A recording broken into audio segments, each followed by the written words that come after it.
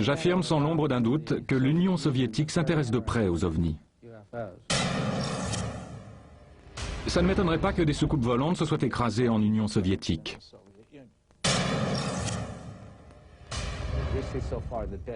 Jusqu'à présent, je n'ai pas vu de meilleure image d'un supposé crash d'ovni.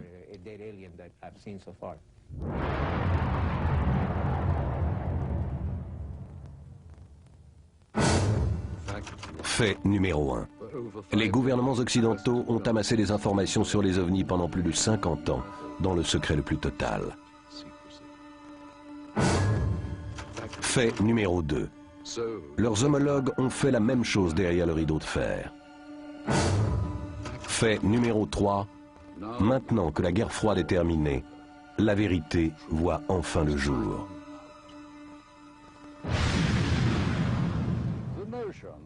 Il est fascinant d'imaginer que nous ayons pu avoir des visiteurs d'un autre monde. Beaucoup de gens pensent que c'est arrivé et qu'il existe des preuves, mais que ces preuves ont été cachées au grand public pendant plus de 50 ans. À la fin de la guerre froide, des révélations fascinantes et même incroyables sont faites. Les gouvernements occidentaux ne sont apparemment pas les seuls à avoir amassé des informations sur les ovnis dans le plus grand secret. Bonjour, mon nom est Moore, Roger Moore.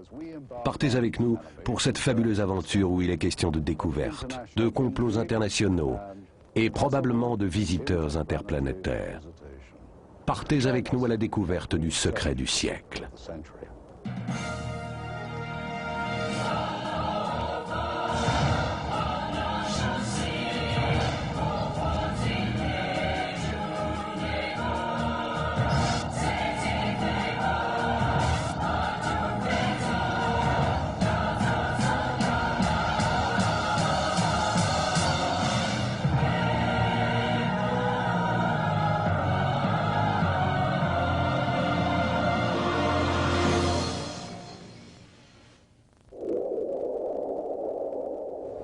L'immensité de la Russie est écrasante, même pour les habitués des grands espaces américains.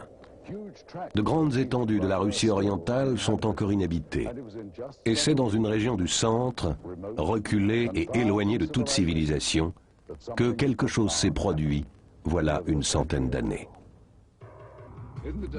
Dans la région désertique du centre de la Sibérie, en 1908, quelque chose est tombé du ciel et a explosé au flanc d'une colline de la Tunguska. Cet événement a suscité un mystère durable que les scientifiques n'ont toujours pas élucidé. Il y a eu d'autres cas connus de phénomènes ovnis, mais c'est l'affaire Roswell qui a bouleversé les rapports ovni-gouvernement. Le chercheur Paul Stonehill a fait des recherches intensives sur les apparitions d'ovnis dans l'ex-Union soviétique.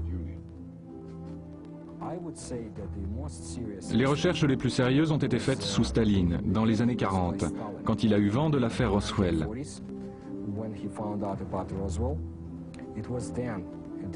C'est à ce moment-là que le KGB et les militaires ont commencé à s'intéresser séparément aux ovnis. Nous pensons que le KGB n'a jamais cessé de les étudier. Un groupe d'ufologues russes a réussi à obtenir ce film de l'armée de l'air soviétique. Il a été rendu accessible par le ministère de la Défense soviétique juste avant l'arrivée au pouvoir de Boris Yeltsin. Voici une vue prise du cockpit d'un chasseur MiG-23 qui a décollé en urgence pour intercepter deux éléments inconnus. Voici maintenant les deux éléments qui semblent se confondre. Voici le même plan au ralenti.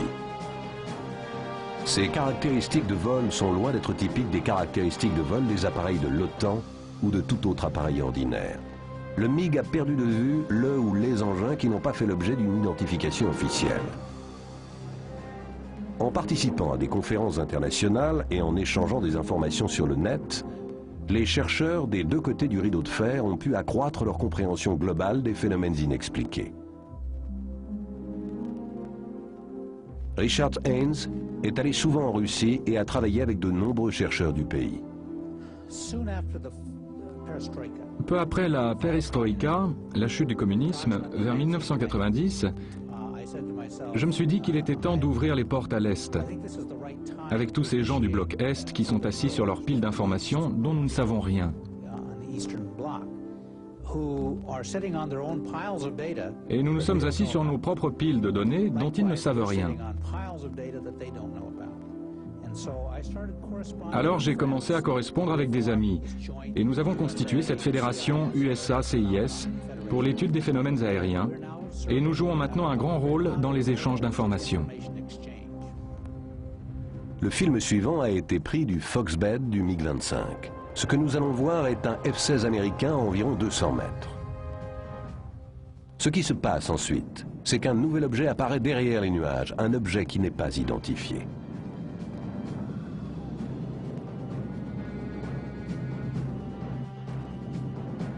Voici à nouveau l'avion américain à la même altitude que le MiG, et voici l'objet qui surgit derrière le F-16, qui descend et entre dans la couche de nuages.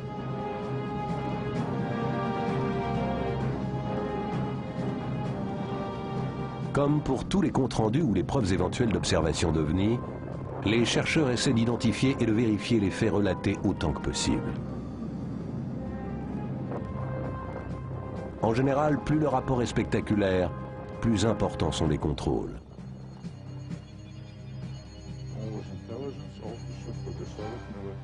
J'ai été officier des services secrets dans l'armée soviétique pendant plus de 30 ans.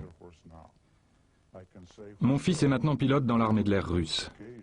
Je puis affirmer qu'à de nombreuses reprises, des chasseurs de l'armée ont intercepté ce que nous pensions être des appareils de l'OTAN, avant de nous apercevoir qu'il ne s'agissait pas d'appareils connus et qu'ils n'appartenaient à aucun pays de la Terre. On envoyait des avions dans leur espace aérien, ce n'est un secret pour personne. Et ils faisaient la même chose de leur côté. C'était une sorte de jeu, un test permanent pour voir jusqu'où irait l'autre. Sauf que quelquefois, il y en avait un qui se faisait descendre. Dans ce cas, ni les Soviétiques ni les Américains n'avaient la moindre idée de ce que pouvait être ce troisième objet. C'est impossible de l'identifier, même en l'agrandissant. Ça fait à peu près 5 ou 6 mètres de diamètre et ça ne vole pas du tout comme un avion normal.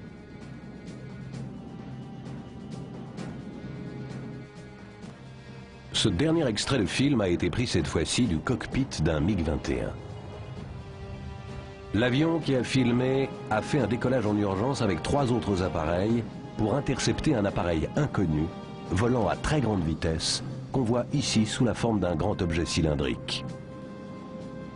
À l'approche des avions russes, l'OVNI accélère soudain et disparaît. Le voici à nouveau. Vous remarquerez que le cylindre semble se déplacer jusqu'à présent à la même vitesse que les MiG. Et puis il accélère, et d'après les pilotes, il a dû atteindre Mach 3 en 10 secondes environ. Ce film a été rendu accessible quand les militaires soviétiques n'ont pas réussi à identifier l'objet. Voici maintenant un autre film montrant des pilotes interceptant quelque chose. Il y a eu de nombreux comptes rendus et études concernant les interceptions. Ce qui nous intéressait, c'était le potentiel de grande vitesse de ces objets. On estime la taille de celui-ci à 2 fois la taille d'un MiG-21. Dans l'état actuel de notre technologie ou de celle des Américains, il ne devrait pas pouvoir se déplacer aussi vite. Ce film est très intéressant parce que, à mon avis, les Russes n'avaient aucune idée de ce que ça pouvait bien être. Leurs chasseurs sont au moins aussi bons que les nôtres et pourtant, ils se retrouvaient face à quelque chose qu'ils ne pouvaient pas intercepter. Aucun appareil de notre connaissance ne peut atteindre une telle vitesse d'accélération.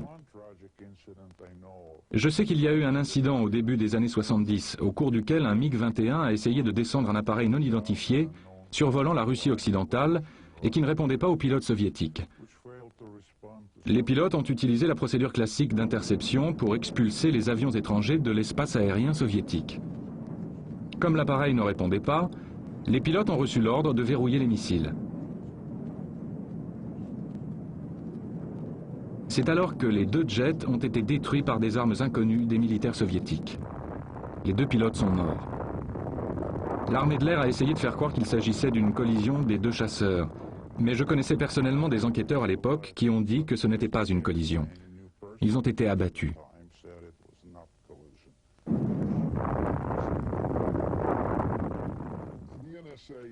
Les Américains ont capté une transmission radio. Les Russes avaient apparemment perdu des MiG-21 ou 23 qui essayaient d'intercepter un objet non identifié. Tout ce que je sais, c'est que ce n'était pas un des nôtres. Notre département a reçu plein d'histoires de ce genre, de militaires soviétiques et d'ovnis. L'une des histoires les plus captivantes a d'abord été rapportée par l'auteur russe Veniamin Vereshchagin dans un livre récent, Les ovnis en URSS. Il raconte le crash d'un engin extraterrestre et la récupération de cet engin par les autorités soviétiques vers la fin des années 60. Существует свидетельство тому, что осенью 1968 года En automne 1968, il y a eu plusieurs témoignages d'observation d'ovnis dans la région du Critéran.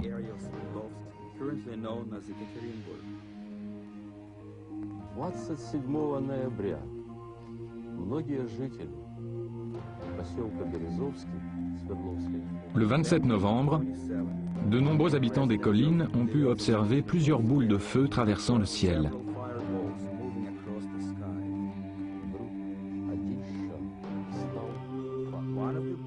L'une des boules est descendue très rapidement et il y a eu ensuite le bruit d'une explosion.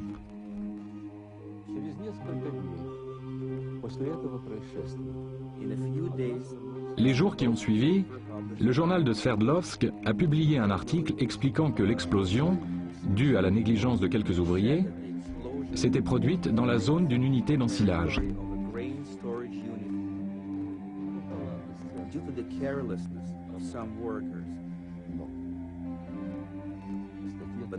Mais l'article mentionnait aussi le fait que les habitants de la région avaient d'abord aperçu des lumières identiques ce jour-là.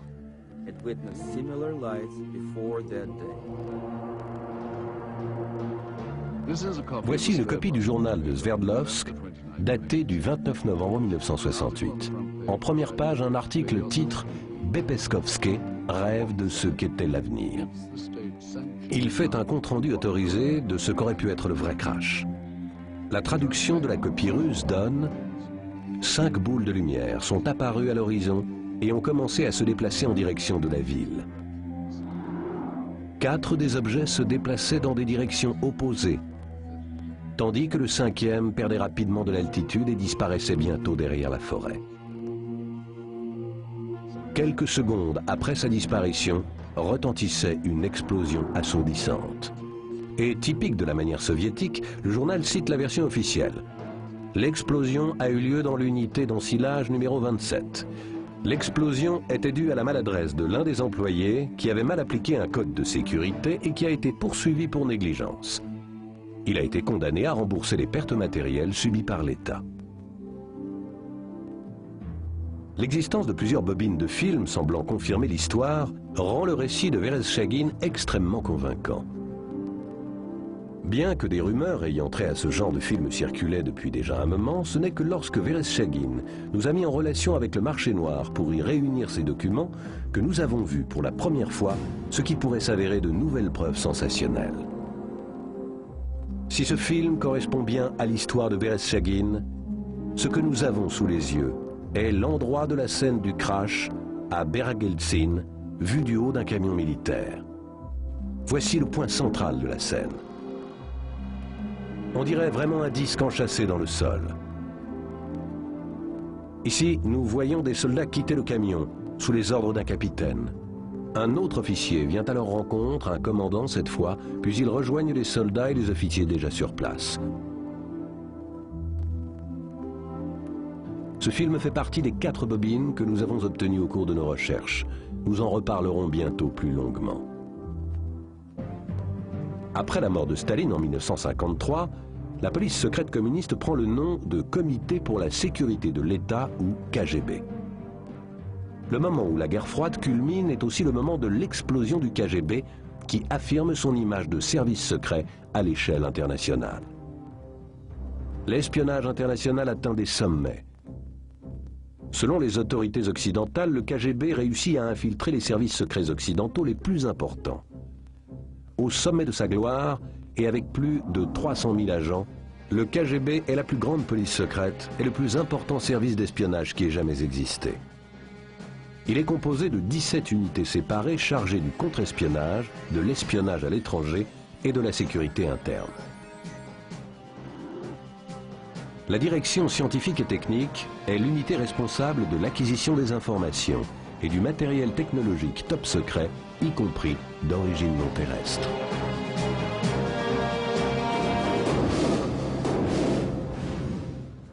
Ce genre d'activité intéressait très certainement les autorités militaires soviétiques.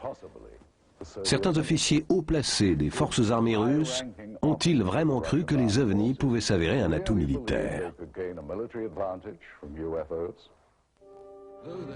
Bien qu'on ait beaucoup spéculé sur la nature exacte de l'affaire Roswell et des êtres dont il était question, les preuves de telles rencontres restent pour le moins très floues. En 1997, les forces armées américaines émettent une suite au rapport Roswell, dont le sous-titre est « Affaires classées ». Ils expliquent les histoires d'extraterrestres par des mannequins utilisés dans des tests de crash. Nous étions donc à la fois excités et prudents en examinant ce film récemment récupéré en Russie. Cette bobine contient des images de ce qui semble être l'examen scientifique ou médical de parties du corps.